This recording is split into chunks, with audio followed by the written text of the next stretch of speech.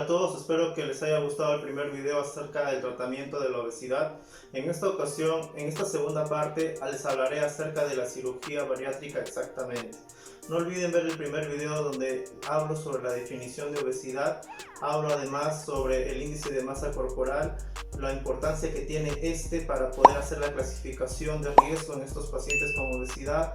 Además, hablo detalladamente acerca del tratamiento en general, como por ejemplo el estilo de vida, el ejercicio, la dieta, el uso de fármacos como la liraglutida, por ejemplo, el uso de dispositivos para poder utilizarlos para tratar la obesidad, como por ejemplo el balón intragástrico, los hidrogeles, etc. Y de manera somera les mencioné acerca de la cirugía bariátrica. En este video trataré acerca de la cirugía bariátrica, qué significa, cómo se realiza, sus indicaciones, sus contraindicaciones y cómo se puede dar esta o cómo se debe realizar o de qué tipos y qué cirugías están aceptadas a nivel mundial. Espero que les guste este video.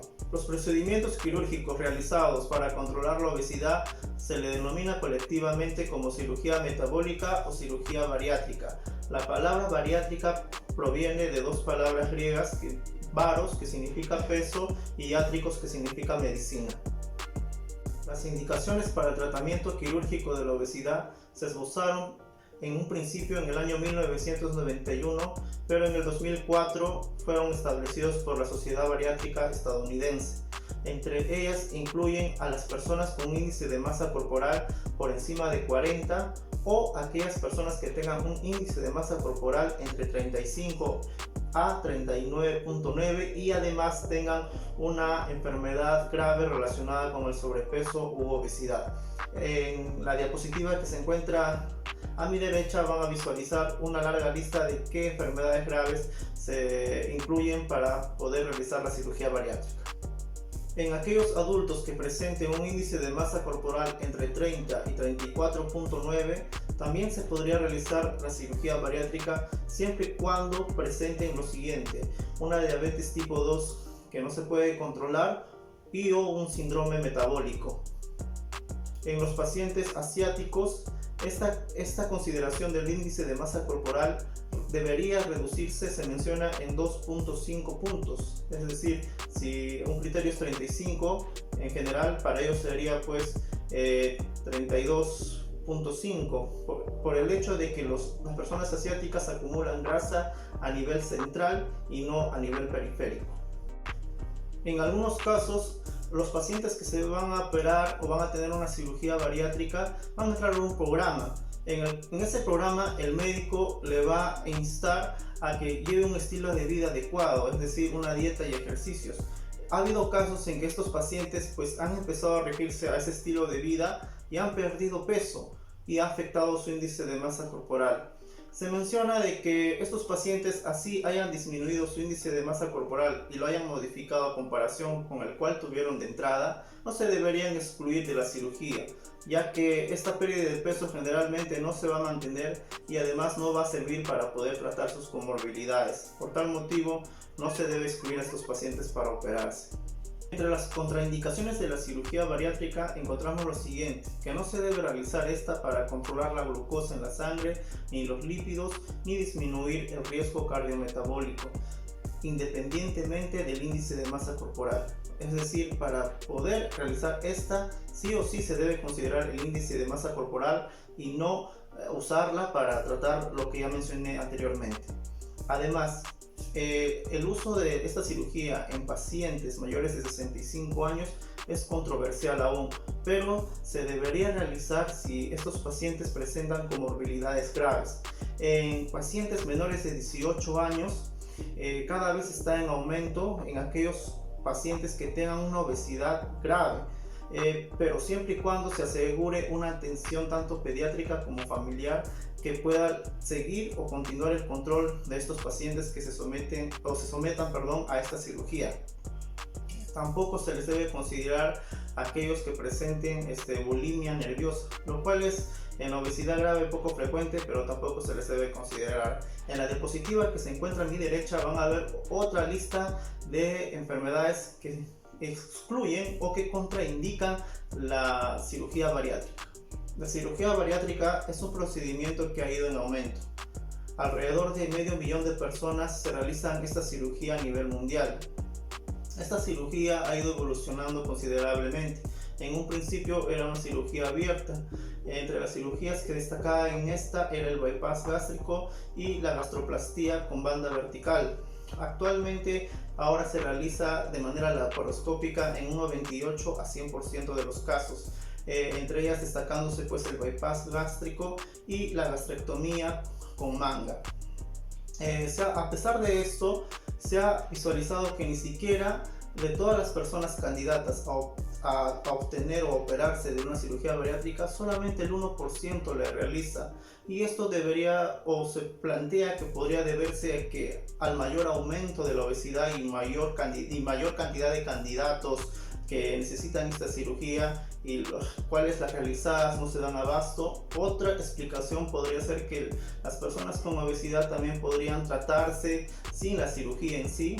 Otra probable explicación podría ser la falta de conocimiento de quizás algunos médicos que la obesidad no solo es un problema de comportamiento, sino que es una enfermedad y por lo tanto necesitaría de cirugía bariátrica para tratarla. Ya vamos aprendiendo acerca de la cirugía bariátrica, pero ¿esta cómo contribuye a la pérdida de peso? Fundamentalmente por dos mecanismos, por restricción y mala absorción.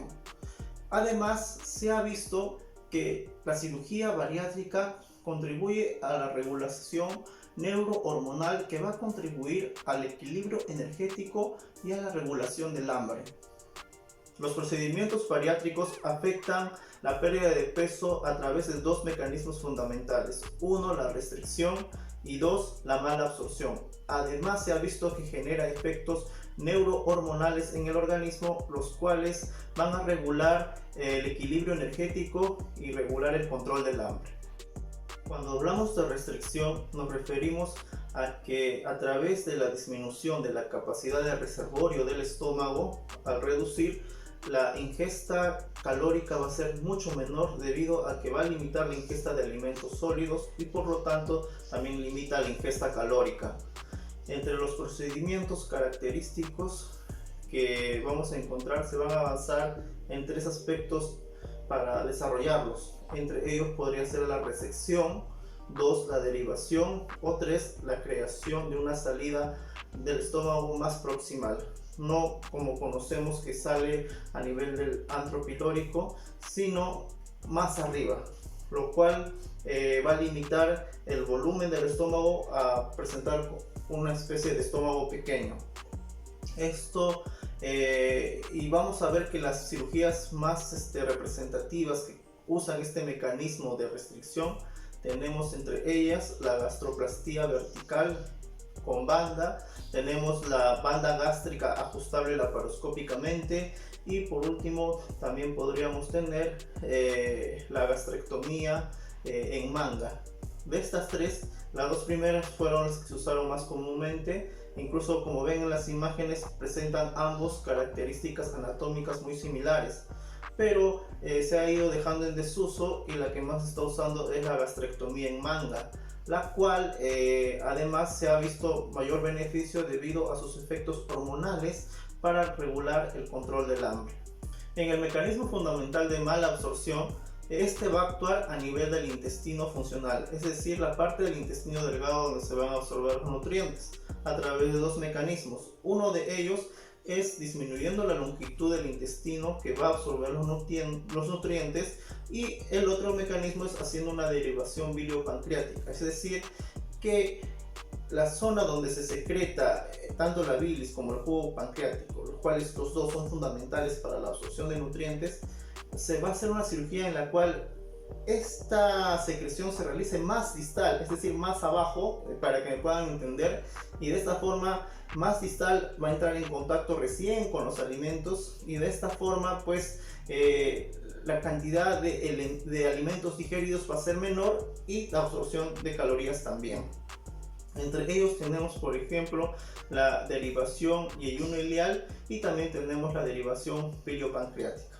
Bajo estas premisas podríamos deducir que si en la cirugía pues se reduce mayor cantidad de intestino que va a absorber nutrientes, o se hace una derivación biliopancreática más alejada también, se podría perder más peso. Eso se podría realizar, pero hay que tener en cuenta de que esto también sería un riesgo, porque podría atraer o podría llevar a que este paciente presente pues desnutrición proteico-calórica y déficit de muchos micronutrientes necesarios en nuestro organismo.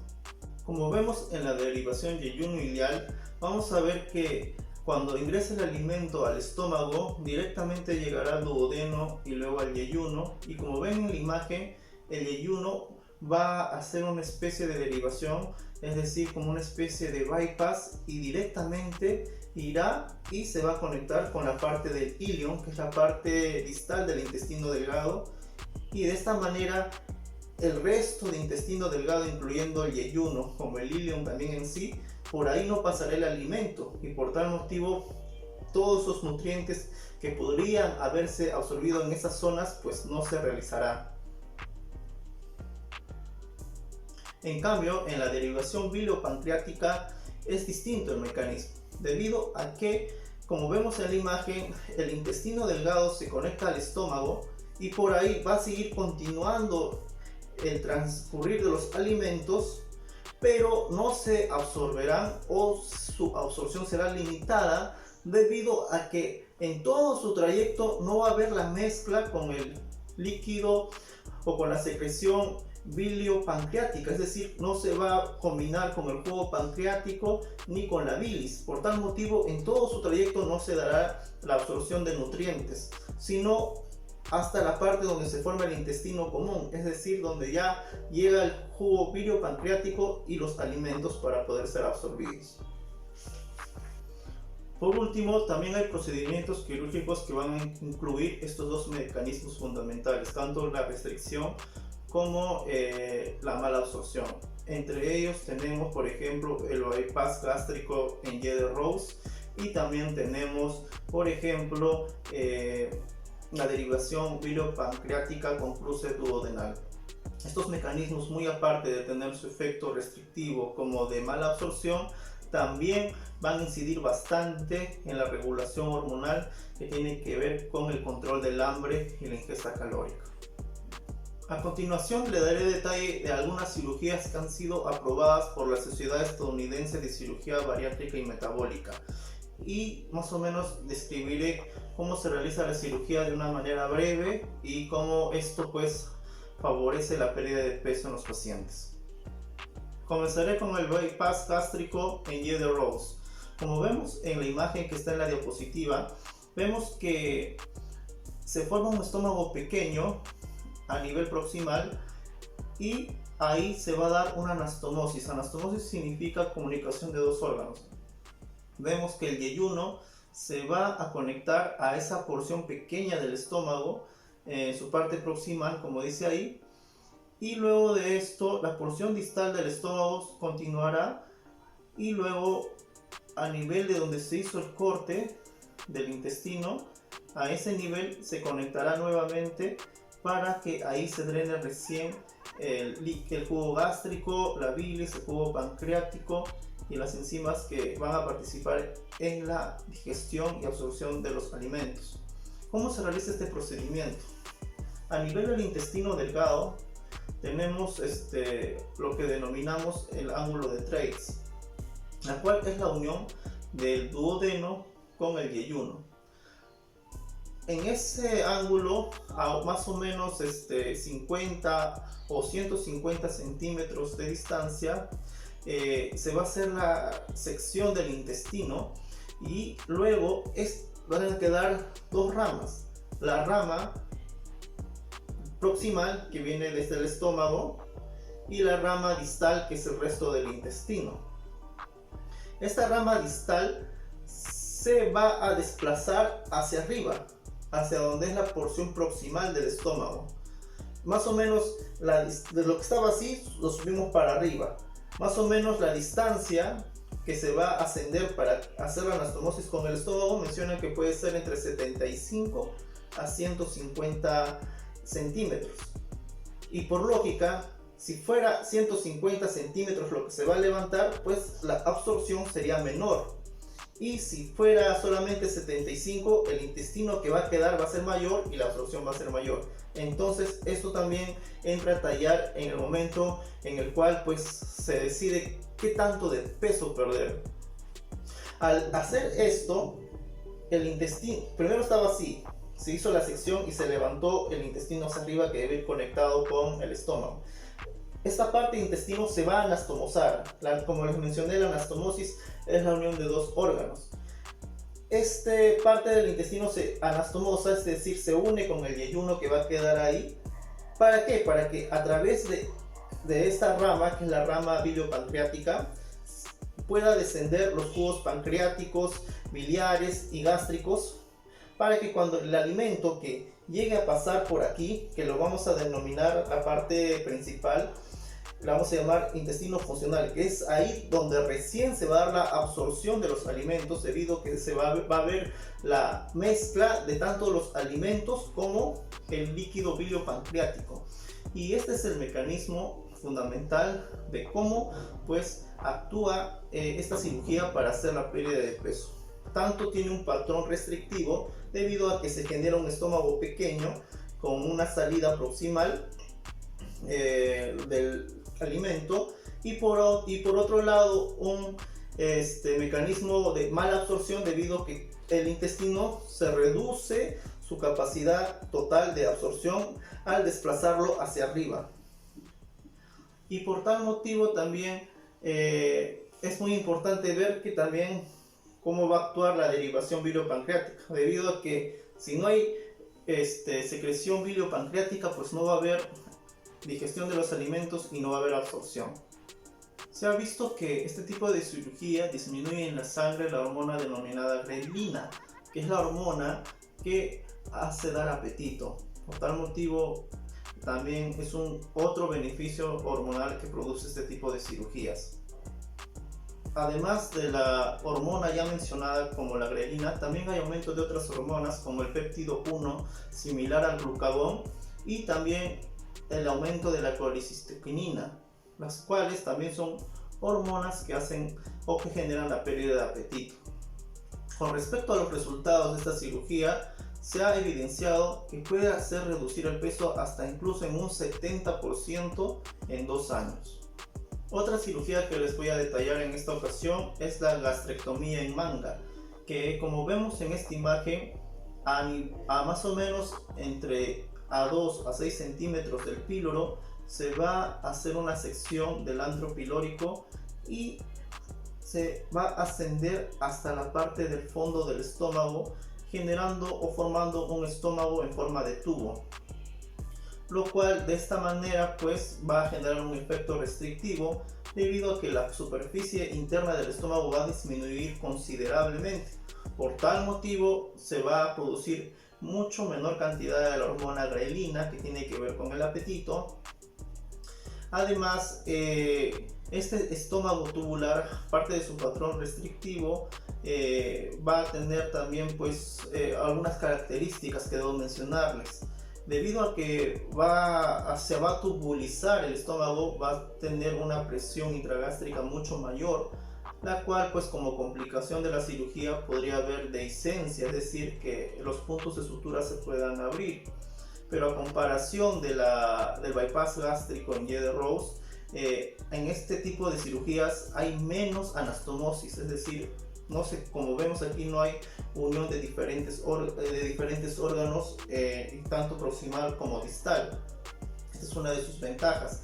Otra de las ventajas de este tipo de cirugía es que se corre el riesgo de presencia de desnutrición proteico-calórica o de algunos micronutrientes es mucho menor a la que se ve en el bypass gástrico en Gede-Rose.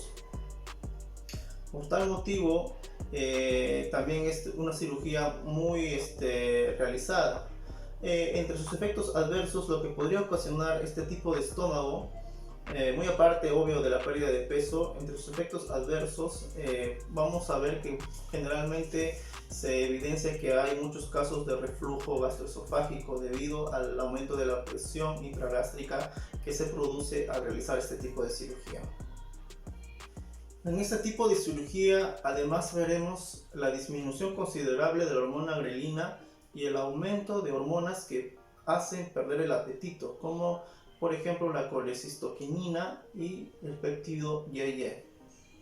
Con respecto a sus resultados, se ha visto que puede disminuir el peso hasta un 60% en 2 años. En el caso de la derivación biliopancreática con cruce duodenal, vamos a ver que es una cirugía muy compleja, lo cual solo algunos cirujanos muy experimentados podrían realizarla de forma laparoscópica. Vamos a visualizar la imagen que está a mi derecha, en la cual vemos que para empezar se hace una gastrectomía en manga, como vemos en el estómago. Además, se va a hacer una sección o una separación del duodeno de lo que sería el píloro, como vemos ahí.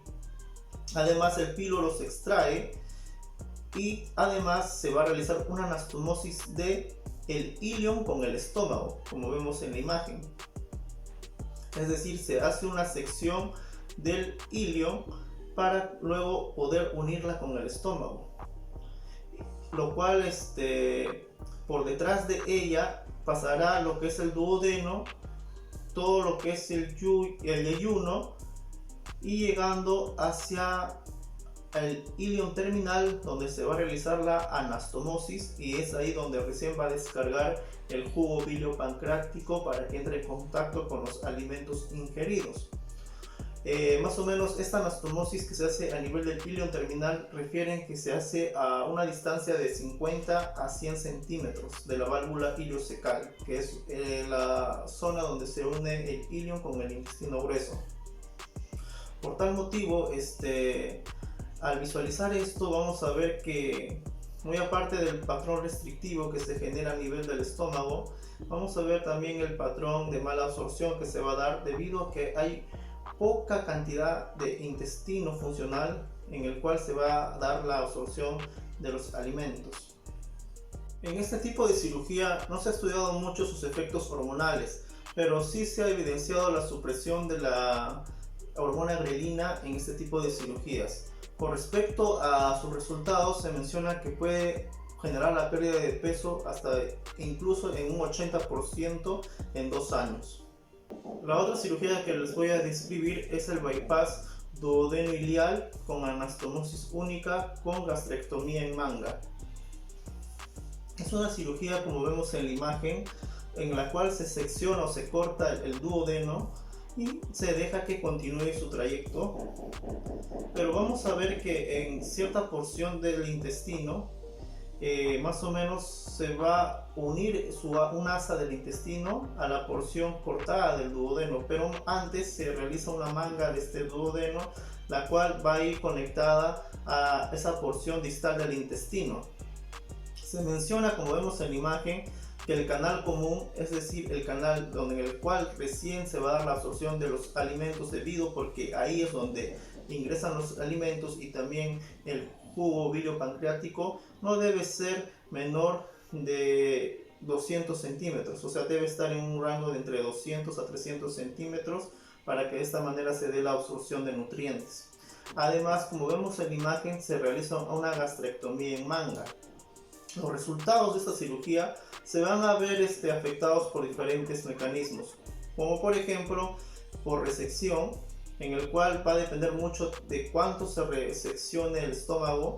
2, el mecanismo o la porción de intestino común funcional, es decir, donde se va a desarrollar la absorción. Esta longitud también va a influenciar en la pérdida de peso, y por tal motivo esta cirugía pues es una alternativa en el caso de realizar un bypass gástrico y que no presente los efectos deseados.